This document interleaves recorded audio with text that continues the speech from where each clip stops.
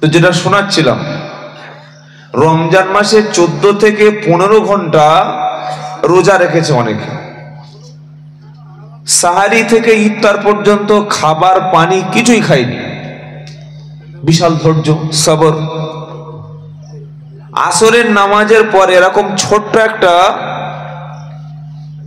নিমের ডাল নিয়ে মুখের মধ্যে দিয়ে দাঁত ভালো করে পরিষ্কার করছে। ওটার নাম কি?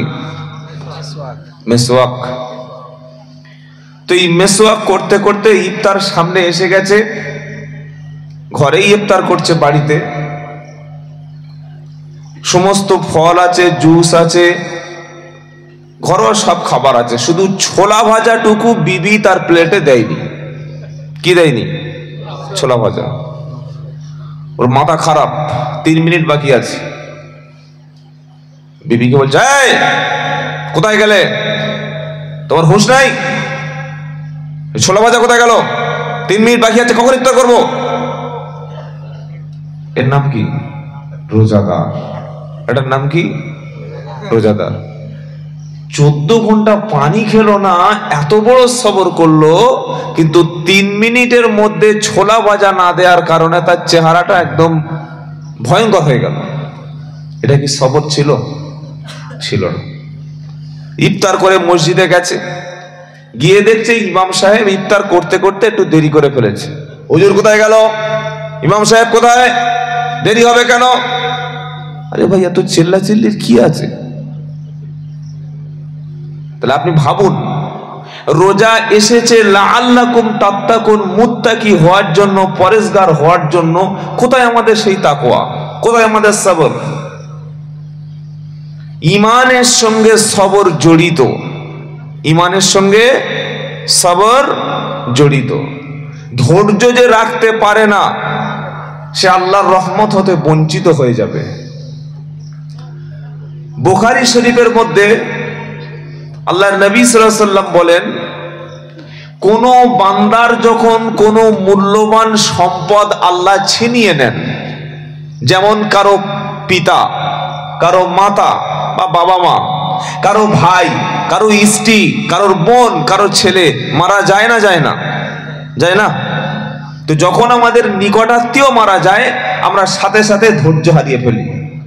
কিছু হোক আর না হোক, মনে মনে বলি, আল্লাহ, কাজটা মনে হচ্ছে তোমার খুব একটা ঠিক হলো না। এতগুলো লোক আছে, এত ছেলে আছে, দেখে দেখে আমারটাই নিলে। সবার বউ বেঁচে আছে, স্ত্রী বেঁচে আছে, আমারটা গেল। আল্লাহ, কি করলে বিচারটা ঠিক হলো না। বিশেষ করে মায়েদের কথা এরকম, যে আল্লাহ সবার স্বামীটা রেখেছে, সবার বাচ্চা রেখেছে, আমারটা তুলে নিল, আল্লাহর বিচারটা ঠিক হলো। এটা বললে কোনো মানুষের ঈমান থাকে না।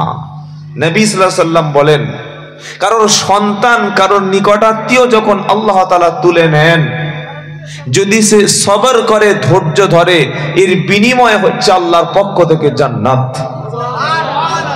বিনিময় কি? জান্নাত। আর আল্লাহর ওয়াদ, আল্লাহ পাক কোরআনে বলেছে, আমি সবর করব মাঝে মাঝে, তো আমি তোমাদের ধৈর্যের পরীক্ষা নেব, ঈমানের পরীক্ষা নেব, তোমাদের মূল্যবান কিছু সম্পদকে কেড়ে নিয়ে দেখব সত্যিকারে নামাজি কিনা। মুখে শুধু বললে হবে না, বিশাল ঈমান এনেছি, কিন্তু যখন আমি পরীক্ষা করব, এই পরীক্ষার সময় দেখব কতটা সবর করো। কি কি পরীক্ষা? ওয়ালা নাবলুওয়ান্নাকুম বিশাইইম মিনাল খাউফি ওয়াল জু'i ওয়া নাকসিম মিনাল আমওয়ালি ওয়াল আনফুসি ওয়াস সামারাত ওয়া বাশশিরিস সাবিরিন আল্লাযীনা ইযা আসাবাতুহুম মুসীবা ক্বালু ইন্না লিল্লাহি ওয়া ইন্না ইলাইহি কি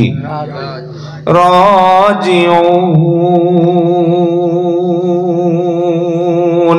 দ্বিতীয় পারা, দ্বিতীয় পৃষ্ঠা, একদম 53-54 নম্বর আয়াতে সূরা বাকারায় আল্লাহ পাক শোনাচ্ছে, ওয়ালা নাবলুওয়ান্নাকুম বিশাইইন মিনাল খাউফি ওয়াল জুই ওয়া নাকসিম মিনাল আমওয়ালি ওয়াল আনফুসি ওয়াস সামারাত ওয়া বাশশিরিস সাবিরিন।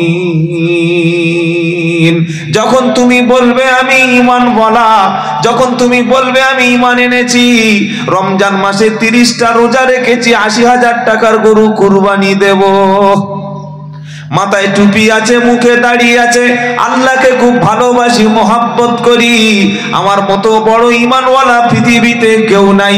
আল্লাহ বলছে দাবি যখন তোমার থাকবে, পরীক্ষা তখন 5টা নেব। কটা? আচ্ছা, কেউ যদি পরীক্ষা না দিয়ে বলে আমি ক্লাস এই মাধ্যমিক পরীক্ষায় উত্তীর্ণ হয়েছি, পরীক্ষা ছাড়া কোনোদিন পরীক্ষা উত্তীর্ণ হওয়া যায়? ক্লাস থেকে উপরে যাওয়া যায় না। তবে এখন আমাদের যে পড়াশোনা চলছে, এসব পড়াশোনায় পরীক্ষা লাগে না। কি বুঝলেন? বিনা পড়াশোনায় পাস। আল্লাহু আকবার। যেমন পড়াশোনা আর তেমন স্টুডেন্ট এখন তৈরি হচ্ছে। কি হবে আল্লাহই জানে। যারা মাধ্যমিক ক্যান্ডিডেট, মাধ্যমিকের পরে 11, তারপর এইচএস, তারপরে বিএ, এমএ অনেকে কমপ্লিট করে খুব আশা যে জীবনে একটা চাকরি পাবো। এখন চাকরির বাজারের অবস্থা বুঝতে পারছেন তো কি অবস্থা। পড়াশোনার সাথে সাথে প্রত্যেককে বলছি ভাই, একটা হালাল ব্যবসা শুরু করবেন। মাধ্যমিক পাস, এদিকে পড়াশোনা চলুক, এদিকে একটা হালাল ব্যবসা। কারণ বর্তমান যা পরিস্থিতি, চাকরির অবস্থা পুরো শেষ। বুঝতে পারছেন তো? যাই হোক, আমি ওটা বলতে চাচ্ছি না। ঈমান দাবি করলে, ঈমানদার যখন বলবে আমি ঈমান এনেছি, আল্লাহ বলছে 5টা পরীক্ষা আমার পক্ষ থেকে নেব। এমন নবী ছিল না যে নবীর উপরে কঠিন কঠিন পরীক্ষা নেওয়া হয়নি। ঈমানদার যত বেশি ঈমান হবে, তার পরীক্ষাটা তত বেশি হবে। অনেকে বলবেন হুজুর কই আমার জীবনে তো কোনো বিপদ নাই। আরে বিপদ আল্লাহ কেন দিয়েছে? আপনার গুনাহগুলো মাফ করে দেওয়ার জন্য। বলুন সুবহানাল্লাহ।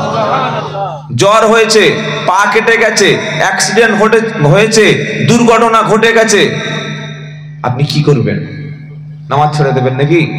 আল্লাহ ভুলে যাবেন? না, এটা আল্লাহর পক্ষ থেকে পরীক্ষা, যে দেখি ঈমানটা আছে কিনা, কতটা মজবুত ঈমান। প্রথম পরীক্ষা কি? ওয়ালা নাবলুওয়ান্নাকুম বিশাইইম মিনাল খাউফি, তোমাকে কখনো ভয় দেখানো হবে, ওয়াল জুই, ক্ষুধার কষ্ট দিয়ে তোমাকে পরীক্ষা নেব, অর্থ সম্পদ কিছুটা কমিয়ে দেব, আমি আল্লাহ তোমাকে সম্পদটা কেড়ে নিয়ে দেখব তুমি ধৈর্য ধরো কিনা।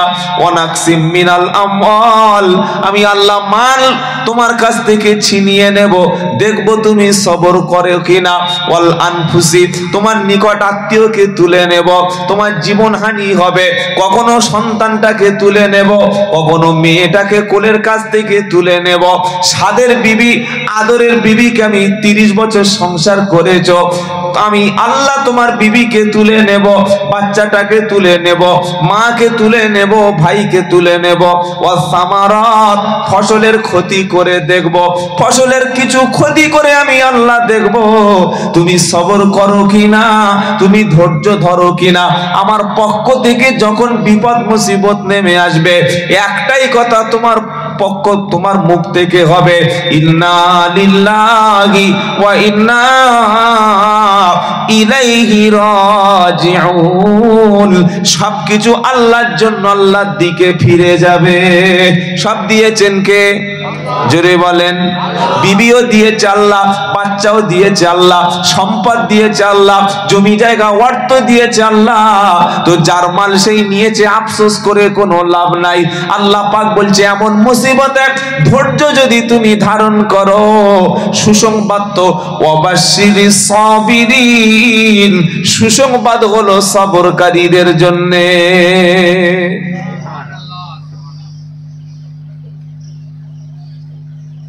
বিপদের সময় সবর করতে হবে, সবর শিখতে হবে। ছোটখাটো সামান্য ব্যাপারে ভেঙে পড়লে চলবে না। কিছু হলেই উঠতে পারে না, না, নবীদের উপরে কঠিন কঠিন মুসিবত নেমে এসছে। কি মুসিবত? ইব্রাহিম আলাইহিস সালাম, সুবহানাল্লাহ বলতে ইচ্ছা করে না? জাতির পিতা, কত বড় কঠিন ঈমান হলে একজন মানুষকে আগুনে ফেলে দেয়া হচ্ছে চুপচাপ। আল্লাহু আকবার। রাত 12টা বেজে 10 মিনিট। আপনাদের কোন থানা? পিংলা। পিংলা থানা থেকে 12টা পুলিশ এসে বলছে, ওঠো। কোথায় স্যার? তোমার বিরুদ্ধে 10টা কেস আছে, তোমাকে তো খুঁজছি। না স্যার, না স্যার, আমি না। চল। থানায় নিয়ে গেছে। তখন ভাবছে আমার আর জীবন শেষ হয়ে গেল।